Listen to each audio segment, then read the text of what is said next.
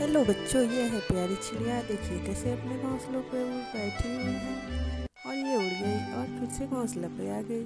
और ये देखिए तिनकों को मिला मिला के अपना घोंसला बना लिया। और ये देखिए कितना प्यारा घोंसला बनाई है। वाह, कितनी प्यारी है। ये अपने घोंसलों को सजा रही है। आप लोग देख सकते हो कितनी प्यारी लग रही है। ये फिर से उड़ जाएगी। और देखिए ये फिर से उड़ने की उड़ ही गई।